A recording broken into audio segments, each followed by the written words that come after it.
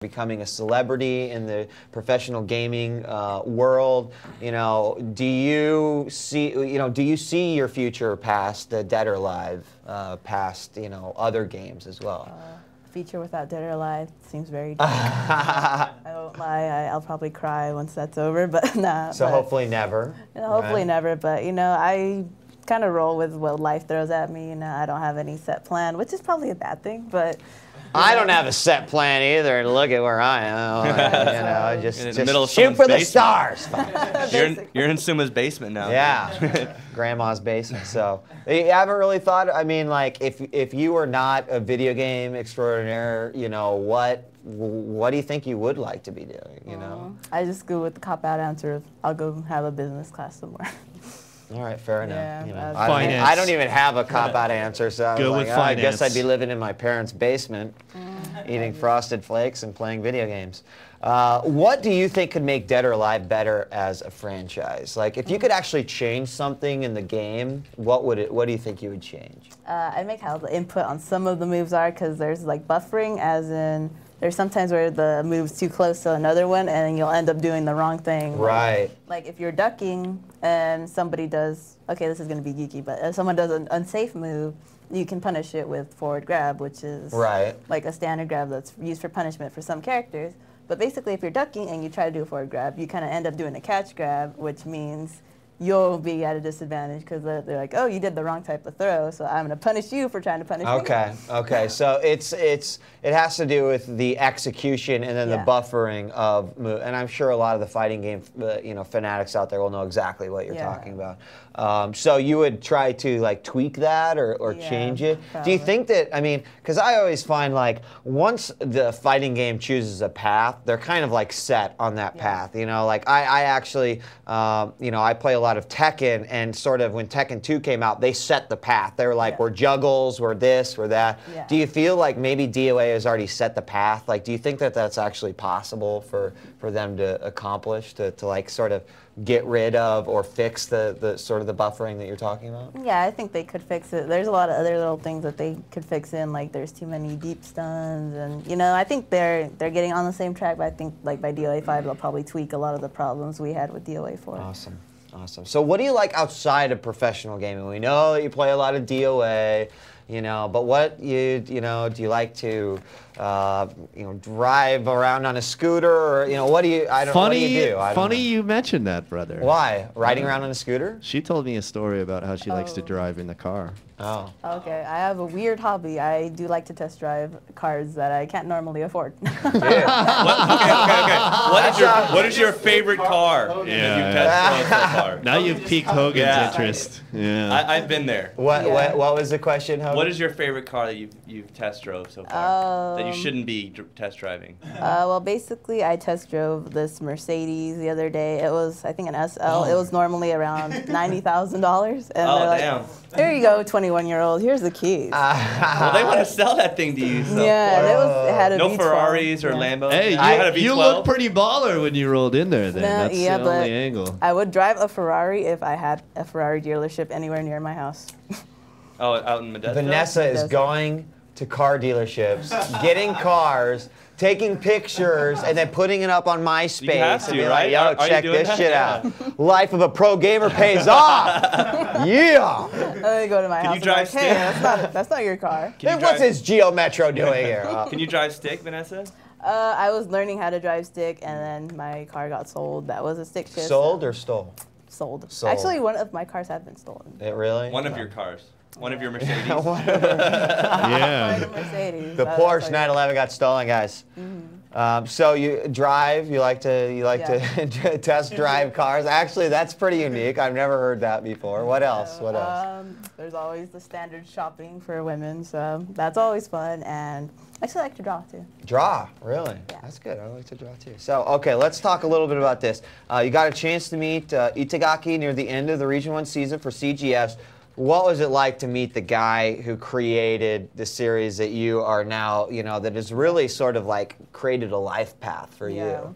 Well, at first we were like, okay, you're gonna meet Itagaki, and I'm like, okay, that's really no big deal. I mean, like, yeah, he'll just be a normal guy. But then when we actually step in, I'm just like, hi, should I bow or should I say hi? Or right. What do I do? And a lot should of I do a high counter throw? No, but it was really awesome. But a lot of things was like it was a translator, so you weren't really talking directly to him. But right. It was about as close as you're gonna get. So right. I mean, a lot of people criticize him. Well, a lot of people love him. And then a lot of people criticize him, and they love him because he's brought us great titles, obviously Dead or Alive, Ninja Gaiden, etc. But then they criticize him because they're like, he's a pervert. What? I mean, you're a female who plays a game. We hear it a lot in the media too. It's like, well, it's just a fighting game with girls with big boobs. Like, what is your thoughts on it? Being a female who plays the game. I mean, is it just like, hey, it's like art, it's like style, it's no different than other games that I play? Everybody loves big titties.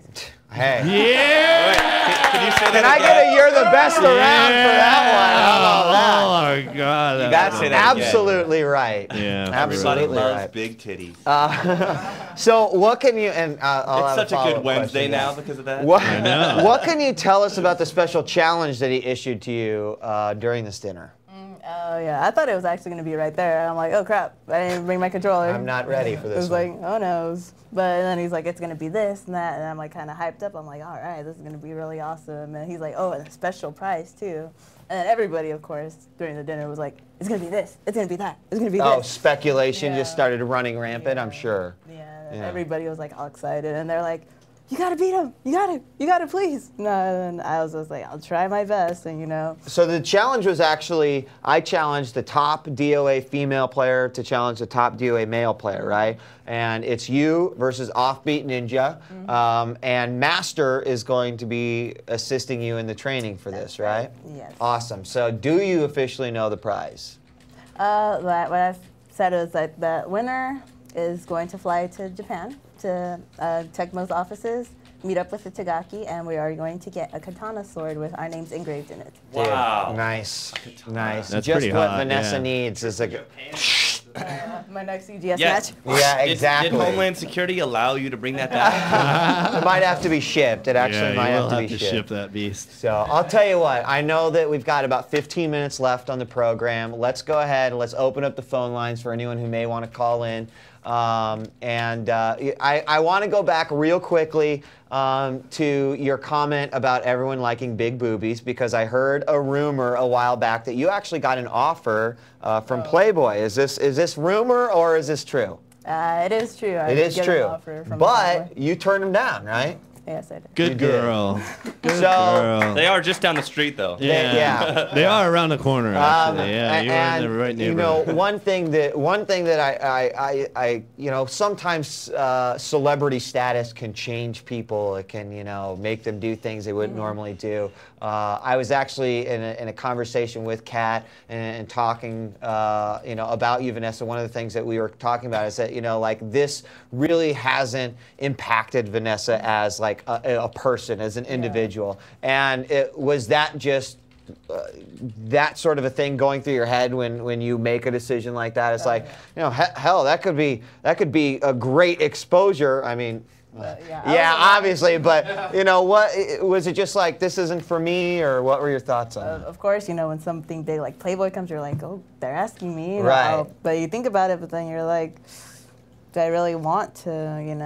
I mean, I don't want my all the DOA players coming up with my issue like, hey, dude. Sign it for me, B. That actually I could totally understand. That alone would. If you were in Playboy, you would have had me do that at the airport. And you're like, yo, what's up? You want to sign? I happen to have this issue right here. It's all crumbled up in his back seat.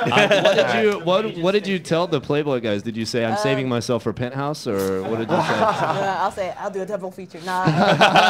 I was just kind of saying, I was interested, but it just didn't seem like the right thing to do. And I was just kind of like, the money seems interesting, I bet. I never Oh, they didn't get there. You didn't make it that far, huh? You always make it that far. Because you're at the Playboy Mansion and Hef was like, I like that one. I'm gonna go get a different robot. Oh, you're not I was doing a voiceover. Oh. All right, we got our first caller, Rance. Yeah, we do. All right, who we got on the horn here? Let's see.